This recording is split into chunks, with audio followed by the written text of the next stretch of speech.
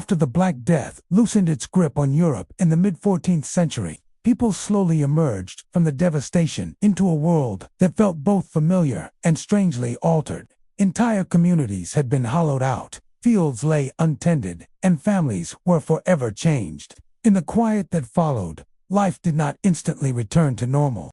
Instead, it crept forward, reshaping itself in ways that would ripple through centuries. The years after the plague were marked by a mixture of sorrow, rebuilding, and unexpected transformation, a slow shift that gradually redefined everyday existence.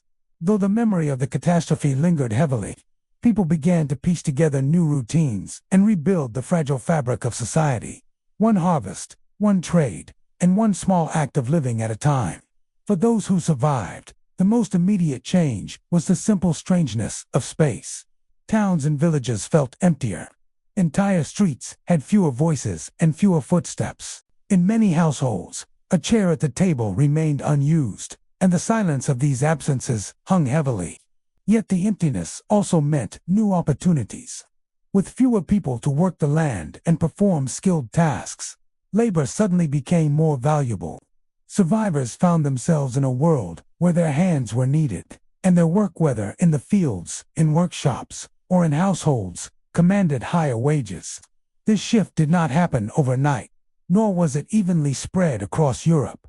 But gradually, workers realized that the balance of power between them and their employers had tilted. Peasants negotiated better terms, moved more freely, and sometimes abandoned their obligations entirely to seek better lives elsewhere. Lands that once bound families for generations suddenly held less sway, and mobility, where before the plague, became a real option. As wages rose and labor grew scarcer, the structure of the rural economy subtly shifted. Landowners who had once relied on a large, tightly controlled workforce now struggled to maintain productivity.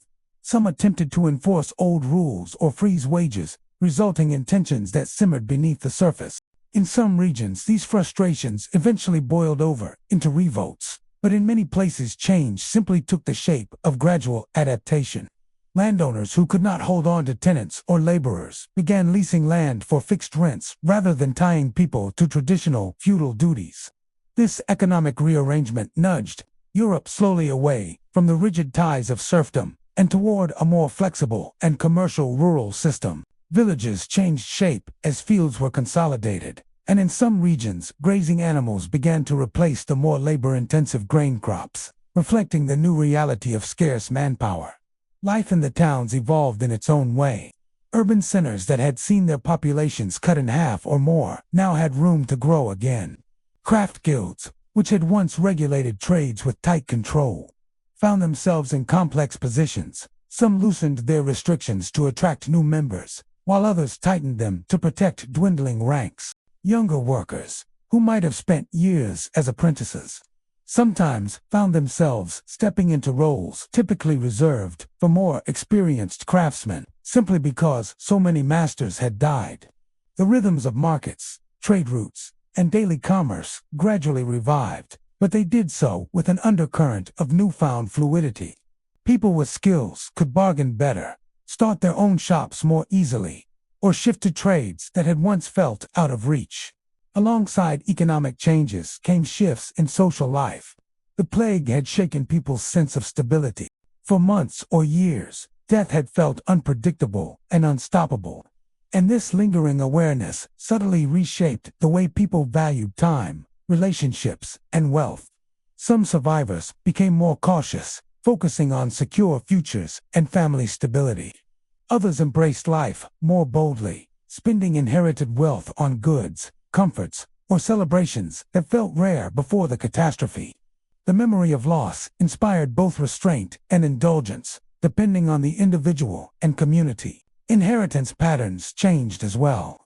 With fewer surviving heirs, property often consolidated into fewer hands, accelerating the rise of some families and altering local power dynamics. Newfound wealth could lift a modest household into a more comfortable position within a single generation, something almost unimaginable before the plague. The church, which had been central to daily life, also faced the aftermath of immense loss.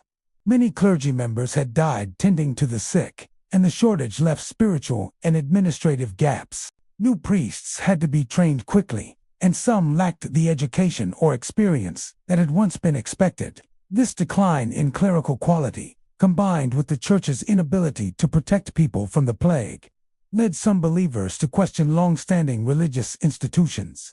Doubt crept into conversations, not always openly, but in small, private ways. At the same time, devotion deepened for others who saw survival as a sign of divine mercy. Pilgrimages, local rituals, and personal prayer practices grew more varied and individualized as people sought meaning after such widespread tragedy. These quiet shifts in religious attitudes planted seeds that would, over time, contribute to larger spiritual and institutional changes. Culturally, the aftermath of the Black Death also left subtle marks on how people perceived life and death. Art and literature, though still shaped by traditional themes, took on a more introspective and sometimes somber tone. Images that reflected the fragility of life, such as the dance of death, became more common. These works were not necessarily expressions of despair, but rather reminders of the fleeting nature of existence and the shared fate of all people. Yet despite the dark imagery, there was also an undercurrent of renewal. The act of creating art, recording stories, and rebuilding churches and civic buildings reflected a desire to reassert order and meaning in a world that had recently felt chaotic and unpredictable. In the countryside, abandoned farms slowly filled again. New families took over land that had once belonged to others, and forests that had grown over neglected fields were gradually cleared. In some regions, animals had roamed into spaces once devoted to crops, and reclaiming the land required patience and effort. People planted new orchards, repaired mills, and rebuilt homes that had fallen into disrepair. The process of reconstruction was slow and uneven, yet it represented a steady return to routine. Villages that had nearly vanished were revived by newcomers seeking opportunity, and in time, births began to outnumber deaths again. Though memories of the plague lingered across generations, life moved steadily forward. Trade routes, which had been disrupted during the crisis, gradually reconnected. Merchants took to the roads again, carrying goods between regions. Markets reopened, often in quieter and smaller forms at first. Ships sailed from ports that had once been nearly silent, and goods such as wool, spices, metals, and grains once again traveled across long distances. This revival of trade helped cities recover and supported the economic growth that would eventually give rise to new forms of banking, commerce, and cultural exchange. Although these developments unfolded slowly, they laid foundations for broader transformations in the centuries ahead. The psychological landscape of Europe also shifted in subtle ways. Survivors learned to live with the memory of a disaster that had reshaped their world. Families told stories of those they had lost, and children grew up hearing accounts of the terrible years before they were born. This shared trauma created a kind of collective memory that influenced decision-making, social bonds, and attitudes toward the future. Yet alongside grief was resilience. People rebuilt not just structures and systems, but also their expectations and hopes. The quiet rebuilding of life, harvesting fields, raising children, repairing roads became an expression of endurance. Over time, population numbers slowly began to recover, though it took many generations for Europe to reach pre-plague levels. As communities expanded again, the changes set in motion by the Black Death shaped how growth unfolded. The more flexible labor systems, improved wages, and rebalanced social structures allowed some regions to flourish in new ways.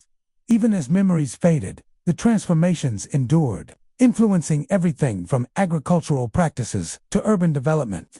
In the calm that settled after the worst had passed, people found a way forward, not through sudden breakthroughs or dramatic events, but through the steady, almost unnoticed work of living.